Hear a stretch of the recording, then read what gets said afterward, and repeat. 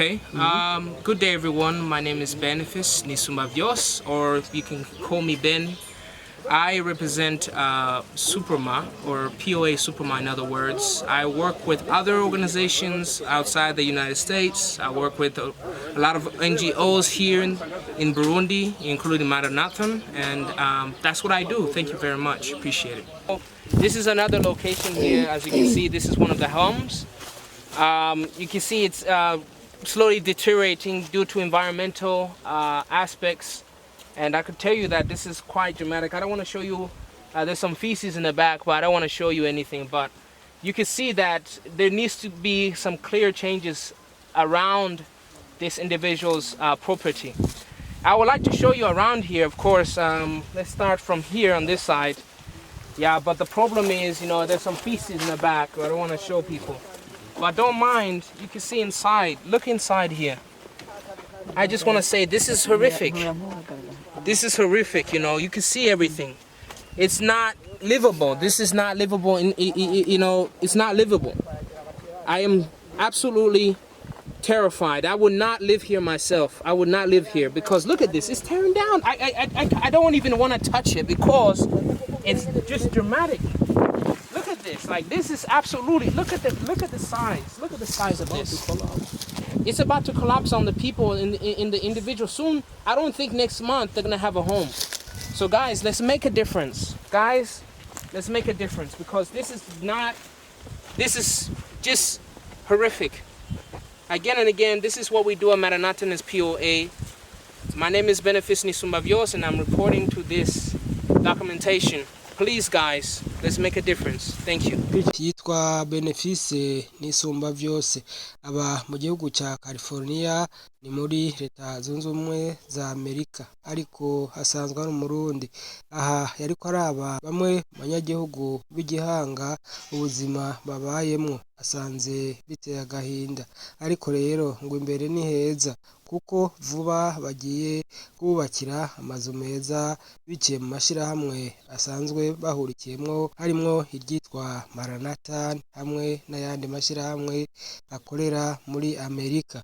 Aha rero bamwe mu bagize ayo mashirahamwe atandukanye akorera mu gihugu cya leta zunze ubumwe za Amerika, bakaba rero bahitanye n'abaserukira ayo mashirahamwe bakorera mu gihugu cy'u Burundi mu kuja gutemberera muri komine ya Gihanga kuraba abatishoboye kugira ngo barabe icyo babafasha. Aha rero bakaba banaciye ku ishure shingiro rya Murira ya kabiri riri Igihanga. Aho naho bakaba basize babemereye kuzobasanurira ishuri mbere no kububakira inyubakwa yo kugiriramwo ibijyanye n'ubuhinga. Ibyo rero bakaba babishikirije bamaze kumva ibibazo abanyeshure bafise. Kubyo twadusaba by'ukuri turakeneye abantu badufasha nuko kwiga ku buryo icyo novuga cya mbere ku bitabo. Kwiga ku bitabo biratugora cyane. Nk'uko umwigisha duhaye nk'amadeyade dukora tudafite ibitabo biragoye cyane. Ubu hamwe uca usanga turiko turiga hamwe abandi ntibashobora kuronka ukuntu bashobora gutora amadeyade kubera ibitabo bike. Tubuze ku kindi c'intebe haraho duhereye nko mu windi haracu usanga bigoranye nko kwicara ari bane, hari igihe usanga intebe zirakuroganye usanga zamaze kuvunika, intebe tukaca usanga zakeye cyane. None musaba iki ho kujanye n'inyubako? Musaba iki mwebwe nk'abana? Ico musaba mushikana imbere kugira habe impinduka? Muco dusaba turakeneye abantu badufasha nko mu kuduterera kugira ngo dushobore kubaka amashuri yacu, kugira ngo n'abari inyuma bazoze basanga amashuri akomeye kugira ngo bazoshobore kuyigamo. Kwizina ryanje nkanishimwe cyane ukuntu tubayeho, ari ukuntu tuva nko ngaha ku ishuri tuba dufite ababyeyi, tuvuye ku ishuri ukaza wumva ngo ukora iki, subira iki, nawe yakaye ntukitora, usanga bigorana rero mu byo kwiga. Byo gufungura bimeze gute? Aho mubaye hameze gute? Uburyamo bumeze gute? Byo gufungura ntabwo bishemeye cyane, nta nubwo bishemeye gato. kuko turashobora kurya uno munsi nk'ibijumbu ugasubira ibijumbu waguza ukarya nk'intuza nk'ubugari n'ibiharage agaciro ukazokaronka rimwe mu kwezi. Urumva rero ntabwo bishemeye kuryama naho ni kukirako. Imana Aristide Ndimo kanga mu 9 hama twebwe ukwiga kwacu turiga kandi kweri abarezi barigisha neza tukiga, ariko twebwe ku bwacu nivo turiko kwiga uko twize kose turiga ibintu tukaba ngaha kweri twabitahuye, hakaba hariho ibyo tudatahuye tukabaza bakatubwira ibyo twatahuye natwe tukabyigishanya, abatabitahuye tukabibatahuza, natwe ibyo tutatahuye bakabidutahuza, ariko ingorane dufise ni imwe, kutamenya ururimi language. Kweri aho noba mbeshe ibintu by'ururimi kweri tubyumva. rero baronse inyishu kubijanye n'ivyo bibazo. cyane cyane twebwe twarabonye kwicara hanze muri diaspora nta kamaro bifise. Urumva twebwe tubonye ata kamaro bifise hariya cyane cyane, urumva wofu muba ukazana kamaro ku bantu, hofo woba ngaho wicaye ngaho ufise ibintu byose, kubera Imana ifise urumva yaduhaye imigisha. Iyo migisha niyo gufashanya cyane cyane. Kwicara ngaho ubaye ngaho ni vyiza, muga rero twebwe igituma ikintu cyatuzanye ngaha ni ikintu cadukuye ngaha.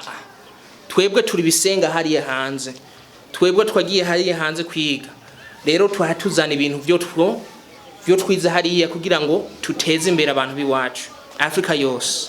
Yego ikihuta mugiye gukora ari iki? cyane cyane ikihuta uhavye uraba intuze condition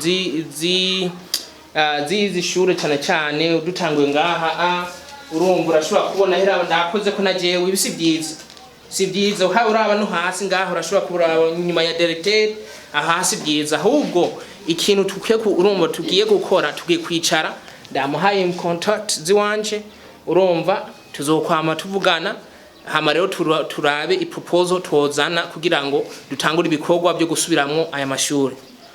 Umuyobozi w'iryo shure nawe yahavuye ashima. Jewe abavyeyi banyise barikesha, hama patiri anyita Benedicto no kuvuga Benoit, ubu nkaba n'umuyobozi w'iri shuri ngaha mubona. Jewe nagahimbare gusa kabisa kuko ndavye ibihe tubayemwe n'urugwaruka twatanguranye kuva mu windwi batangura iyi cycle, ndabona ko twari mu bihe bitoroshe, ariko ndizigiye ko ubu kuvyo numvise biganiro mugiraniye n'abana ko hagiye kubaho arejemye, abana bagiye koroherwa, bagiye kuronka intebe bicarako, bagiye kuronswa ibitabo bazokwigiramo nk'abandi bana, bagiye kandi no gusanurirwa amashuri bakazokwigira ahantu heza bakadari condition nk'abandi banyeshuri. Ako nagahimbare kuri jewe gusa sije nzobona birashitse nkiri hano. Bavuye baja no gutanga imfashanyo y'ibikoresho bijanye n'uburimyi. Abaronse iyo mfashanyo bose bakaba bashimye. Nitwa Nasitaziya Sinabaji. Sinabaji, none ko umenga murajugumirana ingwara? Yego nafashwe mu kwezi kwa kabiri k'umwaka uheze mu matariki indwi, mbitangurira gufatira mu jisho no kugikano bihekenye, hanyuma rero bica bimanukana ijisho n'aha mu kuboko, mu kuboko bikaguma bihekenya, n'ubu biguma bihekenya mu mutwe no ku jisho. Jewe ndashima n'ukuri, ndashima mbere baragahora baraza kukubera, ndibaza bazonankurikirana. Imana mbere irahezagiye. Mutamwitwa guki nawe? Ndiye nitwa Daudi Karema. Daudi uronse duki nawe? Jewe murampaye indobo mu mpanikanya mu n'intuze n'igikombe cyo gutera utuboga. Amwumva merewe gutega Daudi? Yo merewe neza cyane. Muragahora muraza kudufasha. Murabona yuko tumeze turinda ahantu nikora. None bavyeyi murakoze. Ndashimiye vy'ishirahamwe MARANATHAN impaye ututuntu. Baranabenda Ikeza atwara ishirahamwe MARANATHAN mu Burundi arasigura ico bisunze mu kugira ngo batore abo bafasha. Ambere aranasigura n'ivyo babahaye bagiye kwifashisha mu vyerekeye uburimyi. Twatanze rero imbuto zizofasha abantu twatoye bo gufasha n'abantu bashika kuri 14 bagowe cyane kurusha abandi. Ni igikorwa cyakozwe twisunze amategeko agenga ingene batora abantu bafashwa. Rero twatanze imbuto uko mubibona, imbuto z'itomate, imbuto z'amashu, imbuto za concombre, imbuto z'ibitunguru, twatanze n'irengarenga. Twatanze kandi n'ibikoresho bikoreshwa mu kurima, nk'uko mubibona twatanze ama arrosoir, turatanga amasuka, turatanga amarato. Ibyo byose bizotuma abo twatoye gufashwa bashobora kurima zino mboga bitabagoye kuko byose birakwiye. Wasarukiye musanteri nawe arashimira ishirahamwe MARANATHAN ku izina rya komine. Jewe nitwa Bigirimana Christophe, abandi umunyamabanga nshingwabikorwa ntayigayezwa wa komine Gihanga. Nagomba nshime cyane mwivuye ku mutima uru rugendo duheje gukora kuri imitumba itandukanye, mu mitumba igize komine ya Gihanga. By'ukuri nkuko twabateye akamo mwishirahamwe MARANATHAN, tukababwira ibitugoye n'ibibazo biduhanze mu bijyanye no gufasha abantu bafite amikoro make.